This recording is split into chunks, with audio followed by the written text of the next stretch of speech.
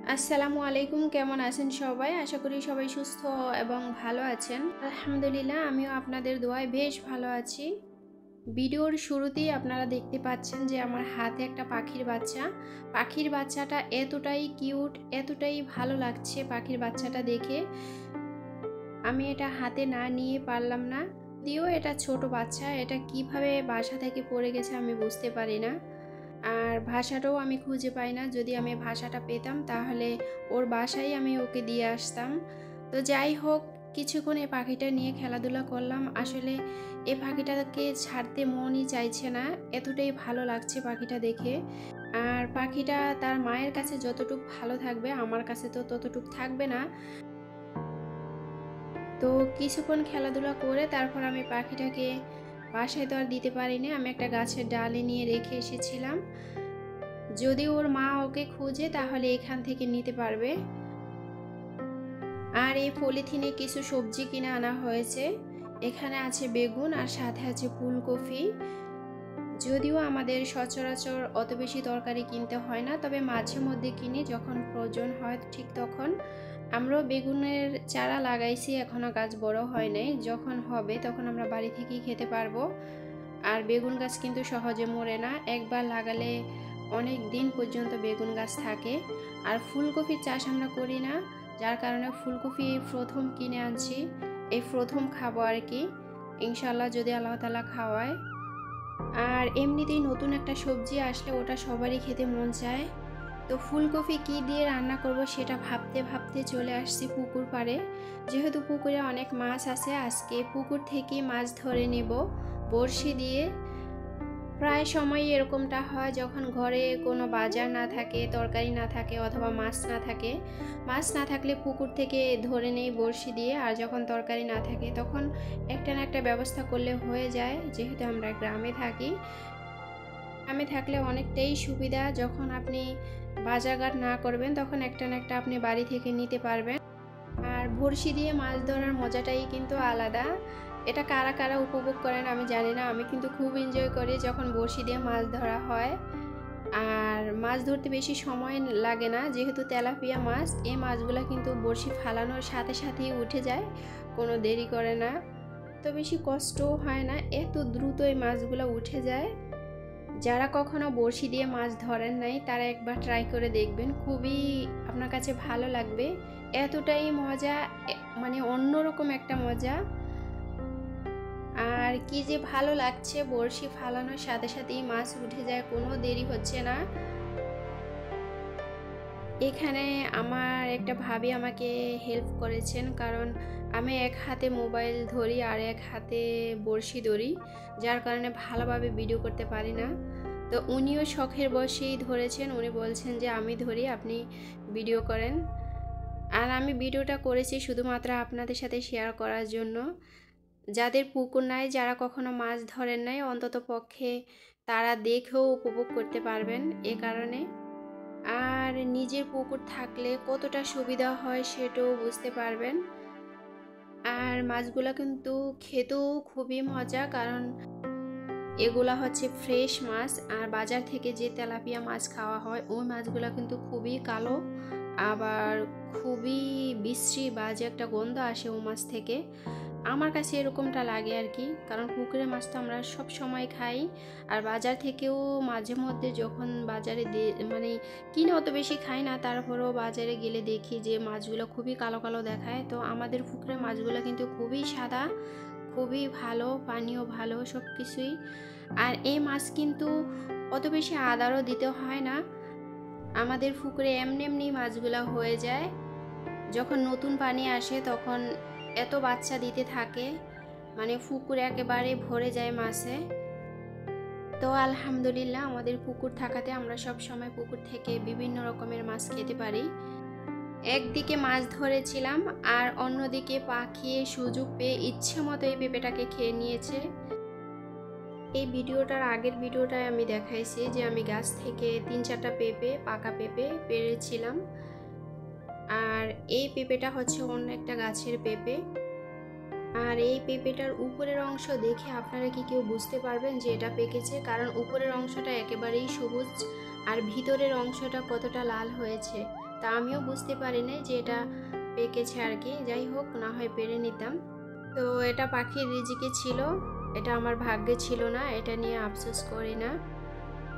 আর এই পেঁপেগুলা এর আগের একটা ভিডিওতে দেখাইছি যে গাছ থেকে পেঁপে পেরেছিলাম, সেগুলা একদিন ঘরে রাখার পরে মাশাআল্লাহ কত সুন্দর একটা কালার এসেছে। তো ওখান থেকে 2টা পেঁপে কেটেছিলাম। আমার বাচ্চা প্রথম দিকে এরকম একটা ভাব ধরেছে, মনে হয় যেন ও পুরা পেঁপে সবগুলোই খেয়ে নিতে পারবে। কিন্তু যখন কেটে দিলাম 2 পিস খাওয়ার পরে ও আর খেতে পারবে না, একেবারেই অসন্তুষ্ট হয়ে গেল। তো আর কি করার আছে। আর এগুলা কি আপনারা বলেন তো? এগুলা হচ্ছে গাছের আলু, যে আলু গাছে ধরে। যাদের বাড়িতে আছে তারা অবশ্যই এই আলুগুলা দেখে চিনবেন। আবার অনেকে হয়তোবা নাও চিনতে পারেন, হয়তোবা কখনোই দেখেন না, এরকমটাও হতে পারে। তো আজকের ভিডিও দেখে আপনারা দেখে নিতে পারবেন। এই আলুগুলা গাছে ধরে, আর এই আলুগুলা খেতে কিন্তু খুবই ভালো লাগে। তবে হ্যাঁ, আমি অবশ্যই আপনাদেরকে আলু গাছটাও দেখিয়ে দেই।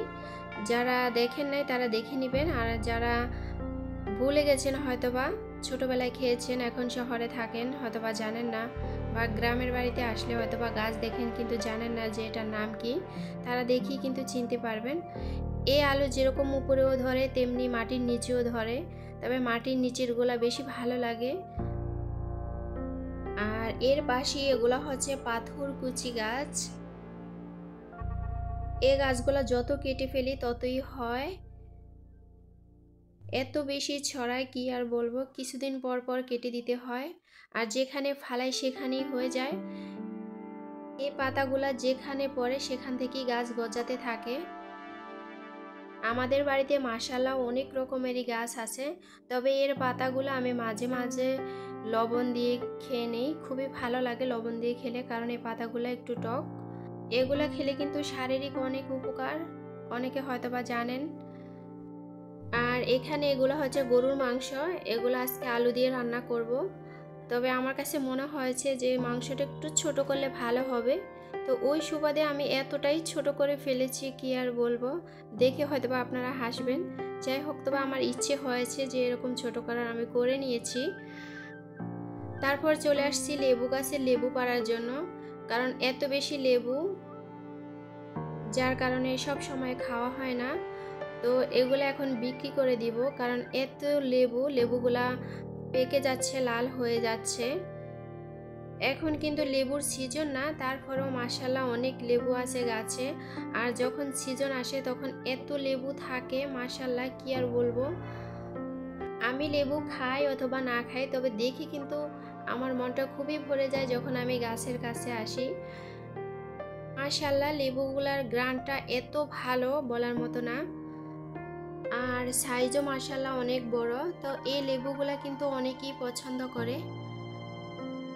তো এখানে আমি 1 ঝুড়ি লেবু নিয়েছি, আরও অনেক লেবু গাছে আছে, খাওয়ার জন্য অনেক লেবু গাছে রেখেছি, কারণ আমরা তো কখনো কিনে খাই না, আর খেতেও হয় না মাশাআল্লাহ।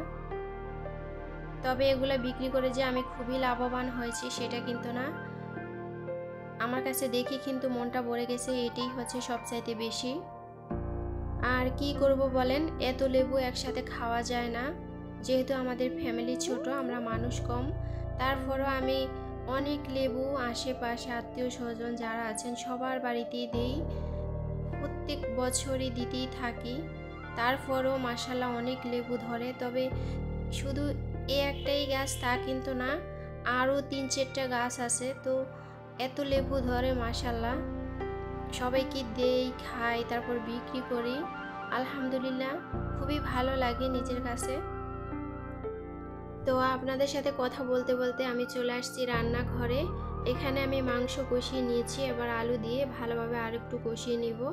আর মাংস রান্না তো সবাই জানেন, এটা তো দেখানোর মতো তেমন কিছু না, আমি জাস্ট আপনাদের সাথে শেয়ার করব বিদায়, শুধু একটু দেখাতে চাই আর কি।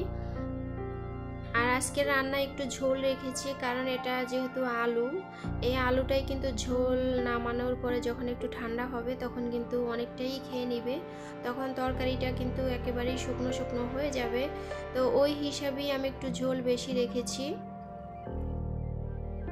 আর ওই যে বড়শি দিয়ে তেলাপিয়া মাছ ধরেছিলাম সেই মাছ, তো সেই মাছ ফুলকপি দিয়ে রান্না করব, সাথে দিয়েছি একটা আলু। তো আমি মাছগুলা ভেজে নিব, মাছগুলা ভাজি করলে গ্রানটা একটু ভালো আসবে।